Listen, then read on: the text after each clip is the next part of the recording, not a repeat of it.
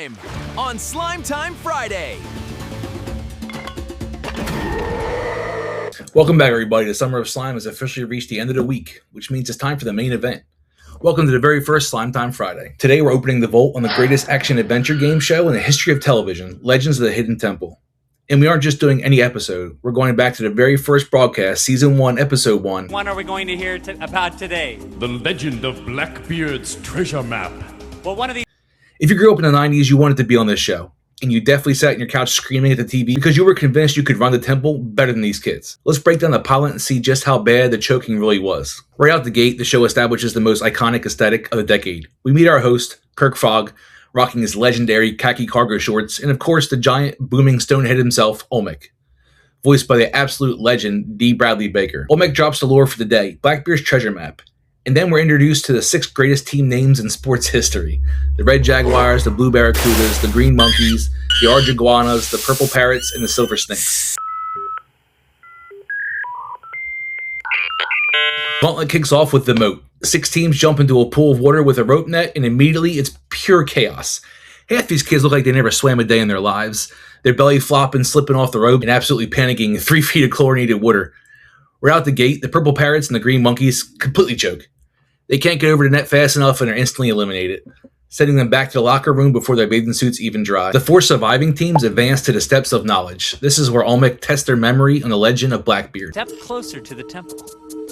The meanest, ugliest, most ornery pirate who ever sailed the 7 seas was Blackbeard. The kids have to stomp on their ancient step buttons to answer.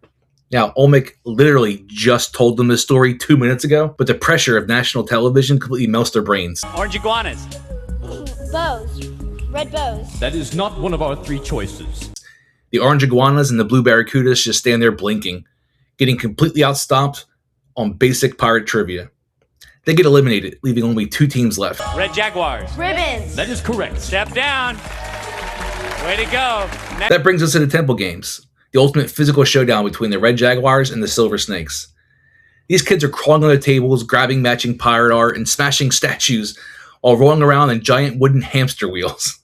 The Silver Snakes put up a fight, but the Red Jaguars completely dominate them, securing 2 full pennants of life and sending the Silver Snakes packing. If the Red Jaguars can make it through Olmec's temple and retrieve Blackbeard's treasure map right after this. The Red Jaguars have survived, but now they have to face the ultimate 90s nightmare.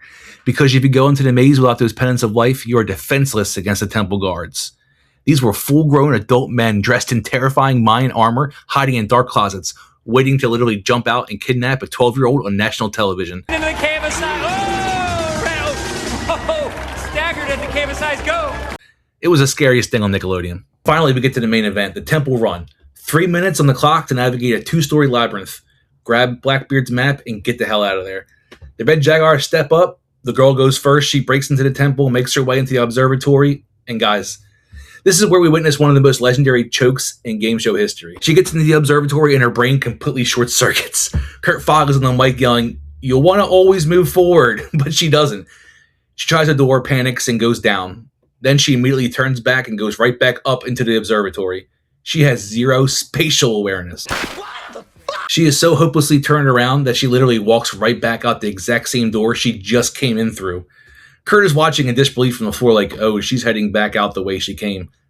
That's tough. The clock hits 0, time's up, the Red Jaguars get completely shut down, and the map stays in the temple. It is the ultimate Legends experience. Watching kids completely crumble under a pressure of foam-padded temple while we all screamed at our screens. For establishing the moat, introducing the terrifying temple guards, and giving us a first-class masterclass in how not to navigate the observatory, I'm giving Season 1, Episode 1 a perfect 10 pennants of life out of 10. Make sure you hit that subscribe button, smash the like button, and let me know in the comments. Be honest. If you were in the temple, would you have assembled the Shrine of a Silver Monkey? Or would you have choked in the observatory?